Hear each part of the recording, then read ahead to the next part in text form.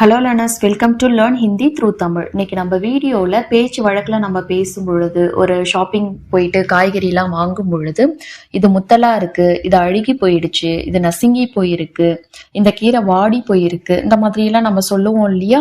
So இதெல்லாம் ஹிந்தியில் எப்படி பேசுறது அப்படின்றது தான் இந்த வீடியோவில் பார்க்க போகிறோம். வீடியோ ரொம்பவே யூஸ்ஃபுல்லாகவும் இன்ட்ரெஸ்டிங்காகவும் இருக்கும். ஸ்கிப் பண்ணாமல் எண்டு வரைக்கும் பாருங்கள். நீங்கள் இன்னும் நம்ம சேனலை சப்ஸ்கிரைப் பண்ணாமலே பார்த்துட்டு இருக்கீங்க அப்படின்னா மறக்காமல் நம்ம சேனலை சப்ஸ்கிரைப் பண்ணி வச்சுக்கோங்க. ஃபர்ஸ்ட் சென்டென்ஸ், இது முத்தலா இருக்கு, கொஞ்சம் பிஞ்சா கொடுங்க அப்படின்னு சொல்லி கேட்கறதுக்கு ஏ பகுத் சக்து ஹே அப்படின்னு கேட்கணும். இல்ல சக்து அப்படின்னு சொல்றதுக்கு பதிலா பக் ஹே அப்படின்னு சொல்லலாம். ஸோ கொஞ்சம் அப்படின்னா தோடா, நரம் வாலா தீஜியே அப்படின்னு சொல்லலாம். நரம் அப்படின்னா பிஞ்சு, இல்ல காச்சா வாலா தீஜியே அப்படின்னு சொல்லலாம். ஸோ கச்சா அப்படின்னா வந்து பிஞ்சா இருக்கிறது அப்படின்றது அர்த்தம். ஸோ ஏ பகுத் சக்து ஹே இல்ல ஏ பகுத் பக் ஹே தோடா நரம் வாலா தீஜியே அப்படின்னு கேட்கணும். ஸோ மேரா பாப்பா பகுத் சத் ஹே, இந்த சக்த் அப்படின்றத வந்து முத்தல் அப்படின்றதுக்கு மட்டும் யூஸ் பண்ண முடியாது. ஸோ ஸ்ட்ரிக்டா இருக்கிறது அப்படின்னு சொல்றதுக்கும் வந்து சக்த் அப்படின்றத சொல்லுவாங்க. மேரா பாப்பா அப்படின்னா என்னோட அப்பா, பகுத் சக்த் ஹே அப்படின்னா ரொம்ப ஸ்ட்ரிக்ட் அப்படின்னு சொல்றது. ஸோ இந்த வெண்டைக்காய் ரொம்ப முத்தி போயிடுச்சு அப்படின்னு சொல்றதுக்கு ஏ பிந்தி பகுத் சக்த் ஹே அப்படின்னு சொல்லணும். பிந்தி அப்படின்னா வந்து வெண்டைக்காய், பகுத் சக்தி அப்படின்னா ரொம்ப முத்திடுச்சு. ஸோ சக்த் அப்படின்றது வந்து ஹார்டா குறிக்குது, நரம் அப்படின்னா சாஃப்ட் பிஞ்சா இருக்கிறத குறிக்குது. அடுத்தது, ஸோ இது அழுகி இருக்கு அப்படின்னு சொல்றதுக்கு ஏ சடா ஹுவா ஹே, அழுகி போயிருக்கு. ஸோ அதனால ஹுவா ஹே அப்படின்றது வருது. ஸோ கியா ஹுவா அப்படின்னா வந்து ஆச்சு, ஸோ அழுகிடுச்சு. ஸோ இங்க சடா அப்படின்றது அழுகல், அந்த ஆக்ஷனை குறிக்குது. ஹுவாஹே அப்படின்னா ஆகியிருக்கு அப்படின்றது அர்த்தது. இல்ல கெட்டு போயிருக்கு அப்படின்னு சொல்றதுக்கு ஏ கராப் ஹே அப்படின்னு சொல்லலாம். ஸோ கராப் அப்படின்னா கெட்டு போயிருக்கு, எக்ஸாக்டா அழுகி போயிருக்கு அப்படின்னு சொல்லணும் அப்படின்னா சடா ஹுவாஹே அப்படின்றத சொல்லலாம். ஸோ அழுகுனதெல்லாம் போடாதீங்க, ஃப்ரெஷ் ஆனதை போடுங்க அப்படின்னு நம்ம சொல்லுவோம் இல்லையா? ஸோ அழுகுனதெல்லாம் போடாதீங்க அப்படின்னு சொல்றதுக்கு சடே ஹுயி மத் டாலியே அப்படின்னு சொல்லணும். ஸோ அழுகி போனது அப்படின்னா சடே ஹுயி, மத் டாலியே அப்படின்னா போடாதீங்க அப்படின்றத சொல்றோம். ஸோ உள்ள காஞ்சதை போடாதீங்க அப்படின்னு சொல்றதுக்கு, ஸோ உள்ள ஒரு சிலதெல்லாம் அடியில வந்து காஞ்சி போனதெல்லாம் போட்டுருவாங்க, வாடி போனது. ஸோ அந்த மாதிரி சொல்றதுக்கு சூக்கா ஹுவா மட் டாலியே அப்படின்னு சொல்லணும். ஸோ இந்த ட்ரெஸ் எல்லாம் காய வைக்கிறதுக்கு சூக்னா அப்படின்ற ஒரு வேர்பை யூஸ் பண்ணுவோம் இல்லையா? அதே தான், வாடி போய் இருக்கிறதுக்கு நம்ம சூக்கா அப்படின்னு சொல்லுவோம். ஸோ வாடி போனதை, காஞ்சி போனது அப்படின்னு சொல்றதுக்கு சூக்கா ஹுவா மத் டாலியே அப்படின்னு சொல்லணும். இந்த தக்காளி நசுங்கி போயிருக்கு அப்படின்னு சொல்றதுக்கு ஏ டமாட்டர், டமாட்டர் அப்படின்னா தக்காளி, பிச்சக் கயா ஹே, ஸோ போய் இருக்கு, அதனாலதான் கயாவும் வருது ஹேயும் வருது. பிச்சக் அப்படின்னா அந்த நசுங்கிற அந்த ஆக்ஷனை குறிக்கிறது. பிச்சக் கயா ஹே அப்படின்னு சொல்லணும். இந்த வாழைப்பழம் நசுங்கி போயிடுச்சு அப்படின்னு சொல்றதுக்கு ஏ கேலா பிச்சக் கயா ஹே அப்படின்னு சொல்லணும். வாழைப்பழம் அப்படின்னா கேலா, ஏ கேலா பிச்சக் கயா ஹே அப்படின்னு சொல்லணும். பாட்டில் நசுங்கி போயிடுச்சு, ஸோ நசுங்கி போயிருக்கு அப்படின்னா பிச்சக் கயா அப்படின்றத பார்த்தோம். ஒரு பாட்டில் நசுங்கி போயிடுச்சு இல்ல ஒடுங்கி போயிடுச்சு, ஸோ ஒடுங்கல் விழுந்துரும் இல்லையா, அதுக்கும் நம்ம பிச்சக் கயா அப்படின்றத சொல்லலாம். பாட்டில் பிச்சக் கையே அப்படின்னு சொல்லணும். பாட்டில் அப்படின்றது பெண்பால் அப்படின்றதுனால கையி யூஸ் பண்ணணும். பாட்டில் பிச்சக் கையே. அடுத்தது, ஆக்சிடென்ட் ஆனதுனால கார் கதவு நொறுங்கி போயிடுச்சு. ஸோ ஒடுங்கி போயிடுச்சு, நொறுங்கி போயிடுச்சு, வாடி போயிடுச்சு, இது எல்லாத்துக்குமே பிச்சக் கயா அப்படின்றத யூஸ் பண்ணலாம். ஆக்சிடென்ட்மே அப்படின்னா ஆக்சிடென்ட்ல, கார்கா தர்வாசா அப்படின்னா காரினுடைய கதவு. ஸோ கார்கா தர்வாசா பிச்சக் கயா அப்படின்னு சொல்லணும். ஆக்சிடென்ட்மே அப்படின்னா ஆக்சிடென்ட்ல, கார்கா தர்வாசா பிச்சக் கயா அப்படின்னா காரோட கதவு நொறுங்கி போயிடுச்சு அப்படின்னு சொல்றதா அர்த்தம்.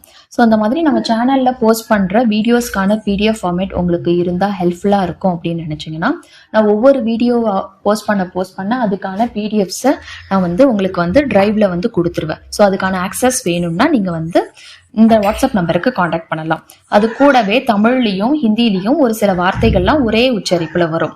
அந்த வேர்ட்ஸ் எல்லாம் நீங்க என்னன்னு தெரிஞ்சுக்கணும்னு ஆசைப்பட்டாலும், ஸோ உங்களுக்கு முக்கியமான ஹிந்தி வேர்ப்ஸ், நீங்க ஒரு பிகினரா இருக்கிற பட்சத்துல உங்களுக்கு முக்கியமான ஹிந்தி வேர்ப்ஸ் ஹிந்தியில சென்டென்ஸ்ல மேக் பண்ணி எப்படி பேசுறது, அதுக்கு தேவையான ஹெல்ப், ஒரு குட்டி குட்டி சென்டென்சஸ், ஒரு ஆண் பேசும் பொழுது, பெண் பேசும் பொழுது, எல்லா டென்ஸ்லயும் எப்படி பேசுறது, டெய்லி லைஃப்ல தேவைப்படக்கூடிய ஹிந்தி சென்டென்சஸ், இது எல்லாமே PDF ஃபார்மேட்ல வேணும் அப்படின்னா நீங்க இந்த வாட்ஸ்அப் நம்பருக்கு காண்டாக்ட் பண்ணி பர்ச்சேஸ் பண்ணிக்கலாம்.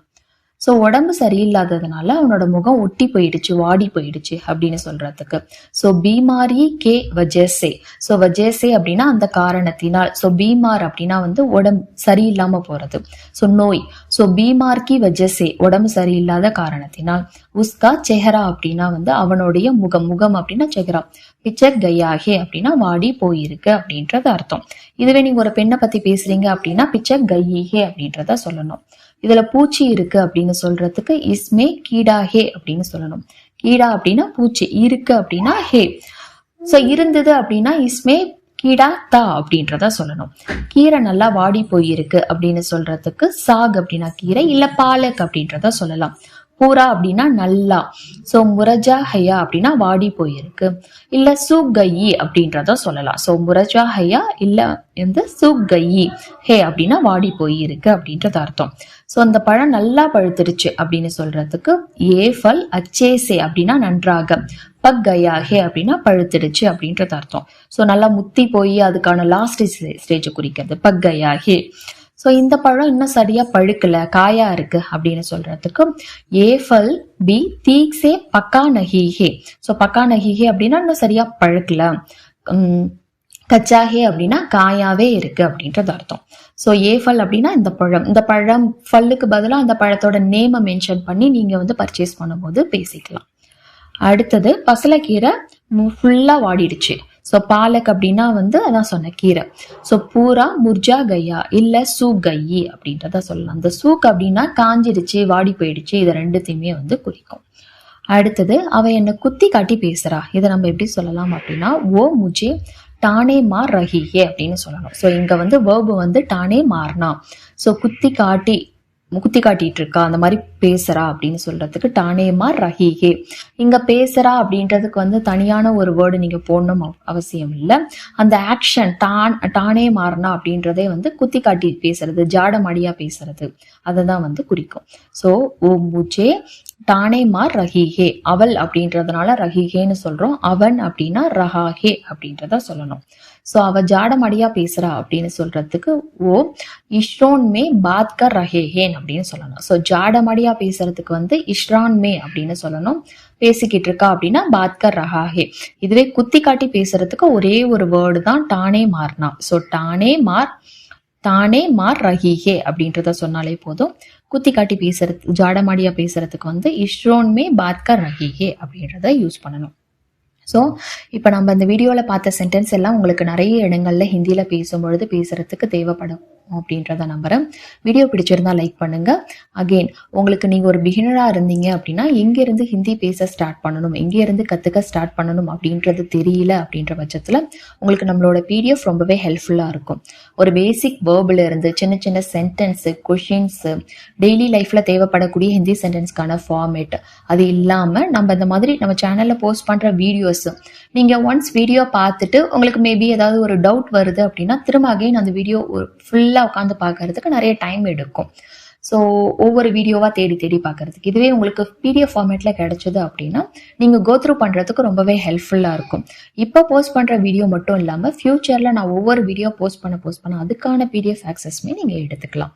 ஸோ உங்களுக்கு இதெல்லாம் தேவை அப்படின்னா அந்த வாட்ஸ்அப் நம்பருக்கு கான்டாக்ட் பண்ணி பர்ச்சேஸ் பண்ணிக்கலாம். ஸோ தேங்க்ஸ் ஃபார் வாட்சிங். நன்றி.